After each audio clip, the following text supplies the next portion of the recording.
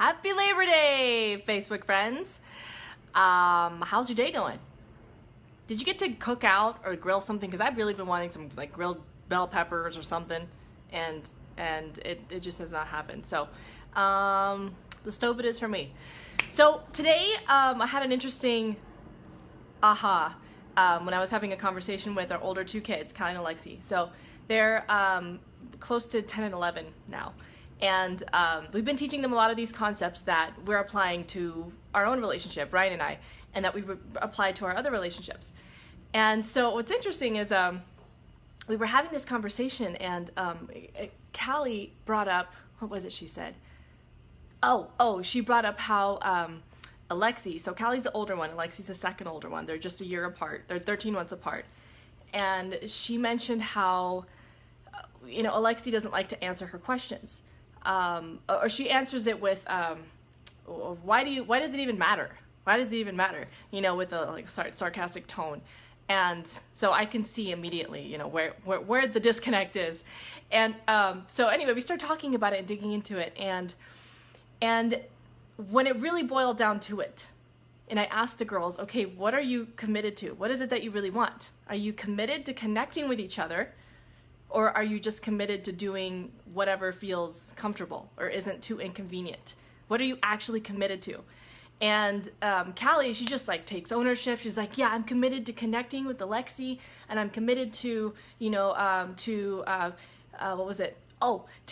seeing if my questions really matter to me before I even ask them to her. So that way, Alexi doesn't get annoyed by it being asked too many questions. And then I ask Alexi, and she's just all flustered, and she's so frustrated, and she's like, I don't even know what I'm committed. I commit to answering all of Callie's questions.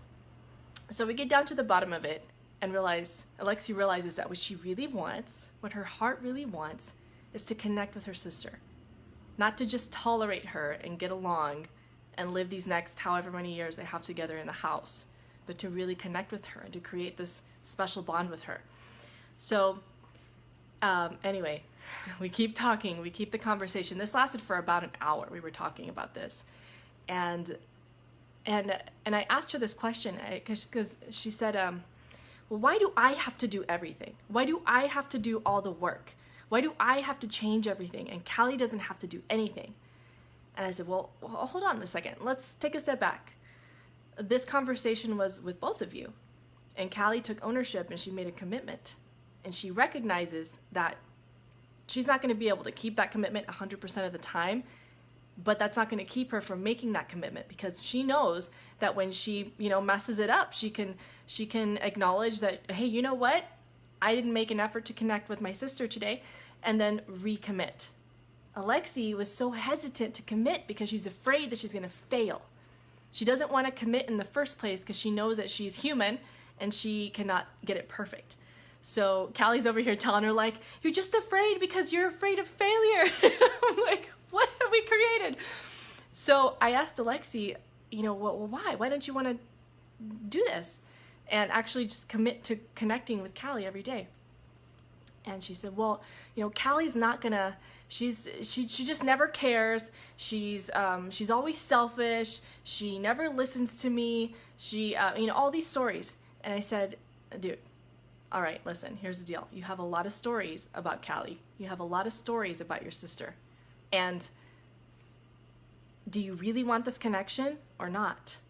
Because I hear a lot of blame going on and not a lot of commitment and responsibility. I know this is a lot to ask for a not even 10-year-old, but she gets it. And so when I was asking her this, I realized oh my God, this is literally the same thing that happens between couples, and how often we have these stories.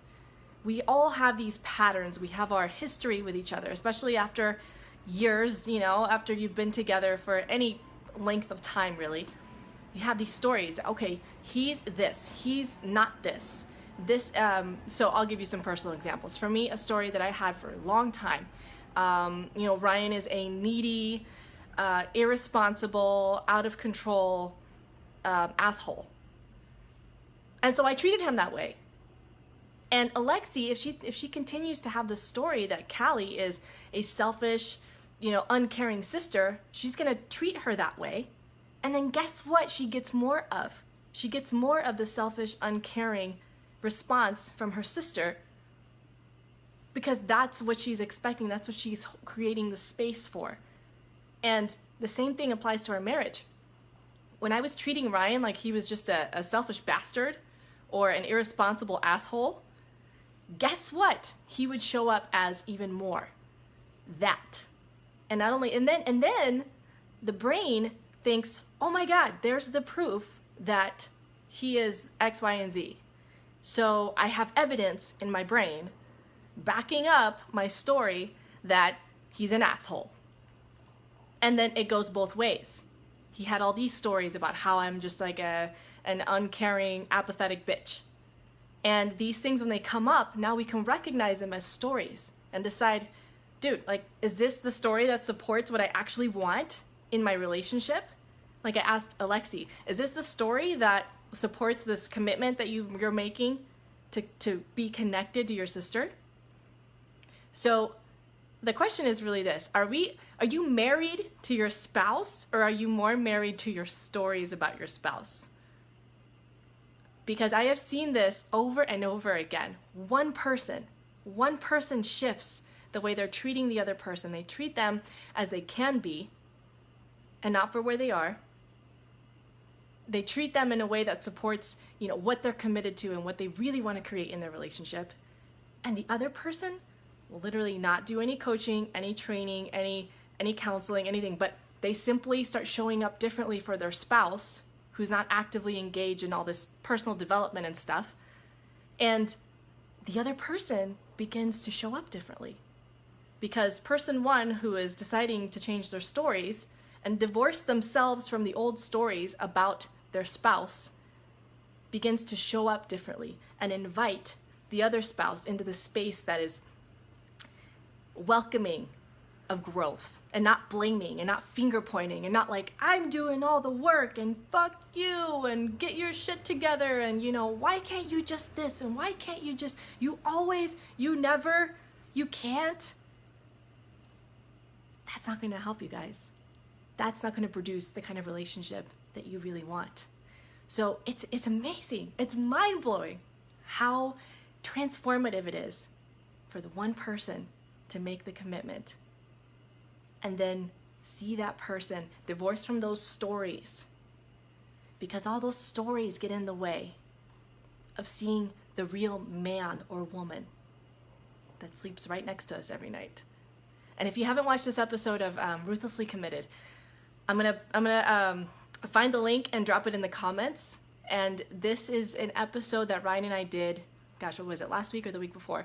And Ryan drew a visual of the stories, the wall of stories that separate you, that create an energetic distance, an energetic separation, an emotional separation.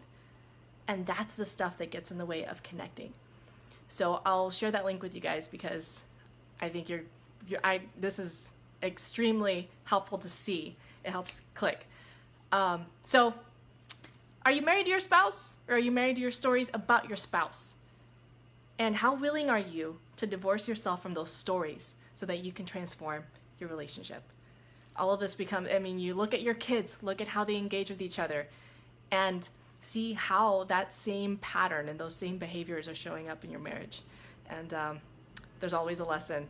Always a lesson, every day, multiple lessons. There's no shortage of lessons. All right, everybody, I think we're gonna go play some Taboo. I think they're waiting for me to play some Taboo. So everyone have a great night, and I will see you soon. Bye.